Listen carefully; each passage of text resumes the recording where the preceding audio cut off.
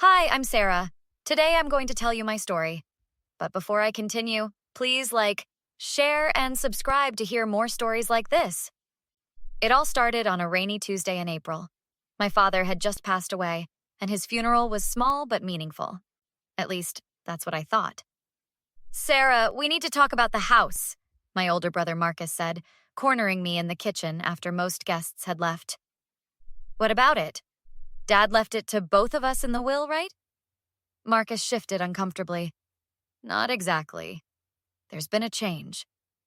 My sister-in-law, Vanessa, appeared beside him, her face a mask of fake sympathy. We know this is hard, but your father signed everything over to Marcus before he died. The house, the business, everything. What? That's impossible. He would have told me. He didn't want to upset you during his final days, Marcus said. You know how he was, always protecting you. Something felt wrong. I want to see the paperwork. Of course, Vanessa said sweetly. Our lawyer has everything. We'll set up a meeting. That meeting never happened. Within a week, I was served an eviction notice. The family business where I'd worked for 8 years suddenly had no position for me. My calls went unanswered. They can't do this, my best friend Elena said, helping me pack my belongings. It has to be illegal. The paperwork looks legitimate. Dad's signature is there. But you said he could barely hold a pen in his final weeks. I paused, a framed photo in my hands. Yeah, that's what doesn't make sense. What will you do now? Stay with my cousin Tessa until I figure things out. She's the only family still talking to me. Living with Tessa was a godsend, but money was tight. I found a job waiting tables, while Marcus and Vanessa moved into my childhood home and took over the construction company my father had built from nothing. You look exhausted, Tessa said one evening as I collapsed onto the couch. Double shift. Tips were good, though. Any word from Marcus? I shook my head. Not directly. But I heard from Elena that they're renovating the house. Apparently, they're throwing a huge housewarming party next month. Without inviting you? That's cold. That's family, I muttered. The next morning, I bumped into my father's old neighbor, Mrs. Jenkins, at the coffee shop. Sarah, I've been hoping to see you, she said, hugging me tightly. Mrs. Jenkins, it's good to see you. How are you holding up, dear? Such a terrible business with the will. You knew about that? She lowered her voice. Your father told me he was worried about Marcus pressuring him. He didn't trust them, especially after that incident with the medication. What incident?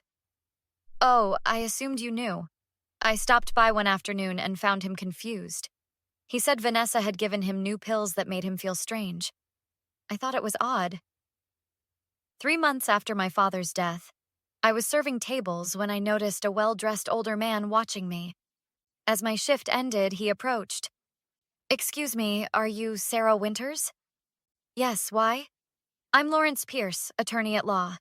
Could we speak somewhere private? At a quiet corner table, he asked, Did you know Richard Coleman? My father's business partner?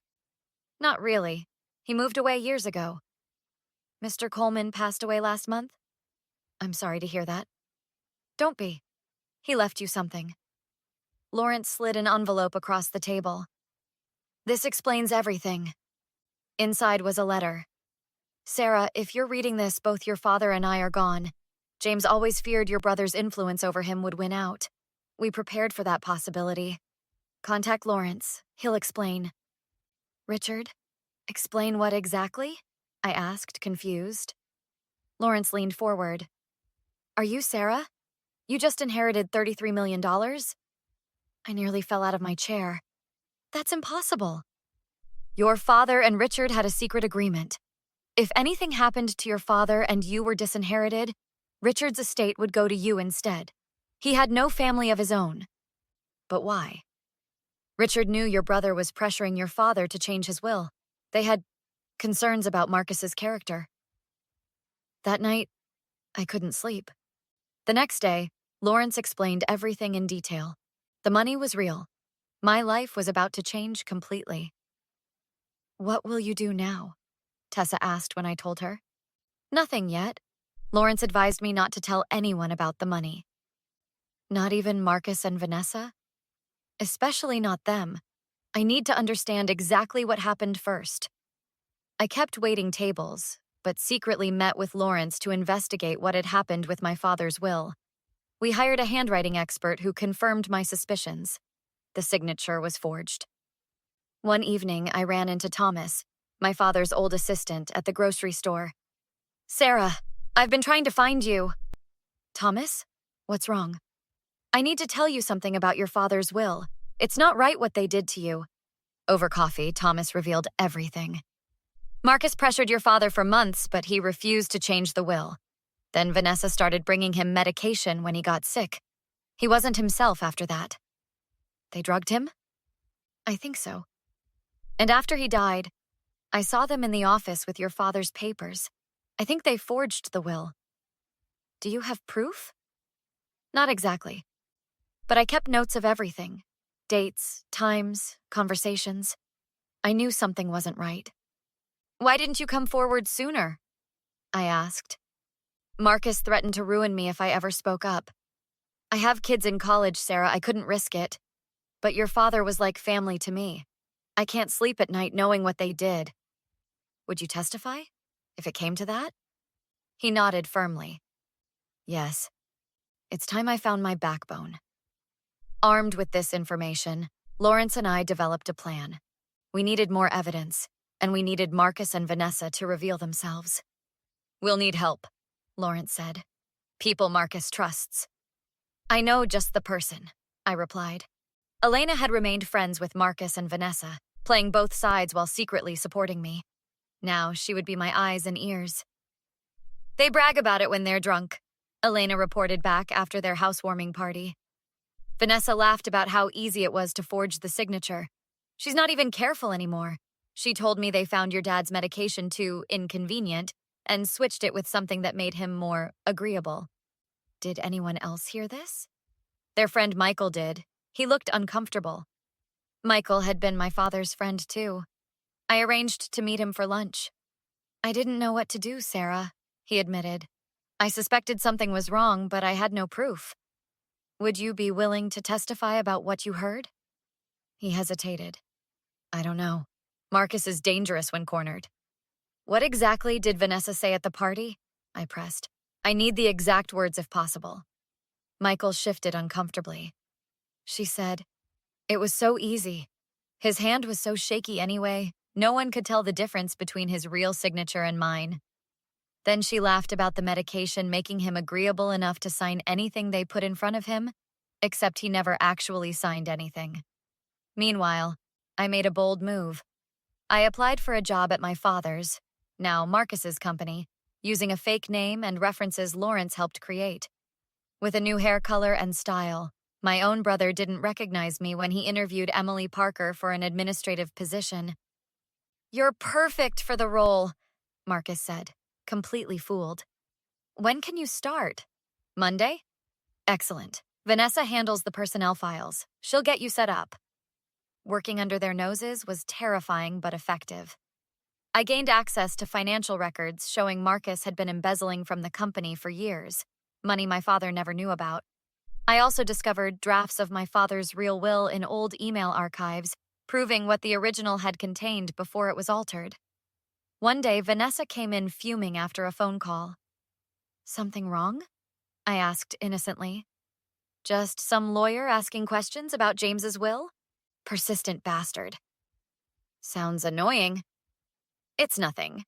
Marcus took care of the will situation perfectly. No one can prove anything." "He must be pretty clever," I commented, typing casually. "You have no idea," she said smugly. "Marcus always gets what he wants." As Emily, I gained Marcus and Vanessa's trust. They began inviting me to their home, my childhood home, for dinner parties. Each time was painful, watching them enjoy what should have been partly mine. During one such evening, Marcus had too much to drink. "You know, Emily, this house has a great story," he slurred. "Oh? Do tell." "My sister thought she'd inherit half of everything. Stupid girl never realized I was always Dad's favorite." Vanessa cut in. Marcus, maybe that's enough shop talk. No, it's fine, he continued. My father was weak at the end, couldn't even hold a pen. Fortunately, I've always been good at signatures. He laughed loudly. That's quite a talent, I said, my heart pounding. It is. Want to see? I have Dad's old checkbook somewhere. I can show you his signature and mine. You can't tell the difference. Marcus! Vanessa hissed. That's enough! But the damage was done. Several guests had heard his boasting, including Michael, who looked horrified. After that night, Michael called me. I'll testify. What they did was wrong. What changed your mind? I asked. Seeing them in your father's house, bragging about how they cheated you. Your father was a good man. He deserves better than this. With Michael's testimony, Thomas's notes, the email evidence, and the handwriting expert's analysis, we had enough to challenge the will. But Lawrence suggested we wait. The company's in trouble, I told Lawrence after discovering more financial records. Marcus has run it into the ground. They're 3 months from bankruptcy if things continue. Perfect. Let them fall first. I quit my job as Emily, leaving a resignation letter that simply read, Ask Marcus about his father's real will. Emily. 3 weeks later, I received a text from Elena. They're freaking out about Emily. The company lost its biggest contract. The construction company was in freefall. Marcus desperately tried to secure new contracts, but his reputation was suffering. Suppliers weren't getting paid. Workers were quitting. Then came the decisive moment. Lawrence arranged a meeting with Marcus, Vanessa, and their lawyer. What's this about? Marcus demanded when he saw me there. Your father's will, Lawrence said calmly. That matter is settled. Is it? We have evidence suggesting the will was forged. We have witnesses. We also have evidence that you deliberately altered James Winter's medication, which could constitute elder abuse or worse. Marcus's face darkened. You can't prove anything. Actually, we can, but we're willing to discuss a settlement. Before you go, Lawrence continued, you should know that Sarah recently inherited a substantial sum from Richard Coleman. Richard? That old fool? Marcus scoffed. That old fool left Sarah $33 million with specific instructions regarding your father's company. The color drained from Marcus's face. What are you saying? I'm buying the company, I said, speaking for the first time. Your creditors are happy to sell your debt to me. You're 3 weeks from bankruptcy, and I'm your only way out. This is absurd, Vanessa shouted. You took everything from me, I continued calmly. Now I'm taking it back. Plus, if you don't agree to our terms, we'll present our evidence of forgery and elder abuse to the district attorney. You think you can threaten us? Marcus snarled. Who do you think you are? I'm James Winter's daughter, the one you thought you could toss aside and forget. Marcus lunged forward, but his lawyer grabbed his arm. Think about what you're doing, Marcus. If what they're saying is true, you could face serious charges. Listen to your lawyer, Lawrence advised. This can end one of 2 ways. Either you sign everything back to Sarah and walk away clean, or you go to prison. Your choice. Vanessa broke down in tears. Marcus, we have to think about this. We can't go to prison. Shut up, Marcus shouted, but the fight was leaving his eyes. The meeting ended with Marcus and Vanessa agreeing to surrender the company and house in exchange for avoiding criminal charges. 2 months later, I moved back into my childhood home. The company was rebuilt under my leadership, with Thomas returning as operations manager. Elena became my assistant, and Tessa moved into the guest house. Marcus and Vanessa divorced shortly after losing everything. He moved to another state, his reputation in tatters. She stayed in town but found herself increasingly isolated as the truth about their actions spread. I saw Vanessa at the grocery store recently. Her designer clothes were gone, replaced by discount brands. She was arguing with the cashier over a declined credit card. Need some help? I asked, approaching her checkout lane. Her eyes widened. Sarah. Looks like you're having trouble. I don't need your charity.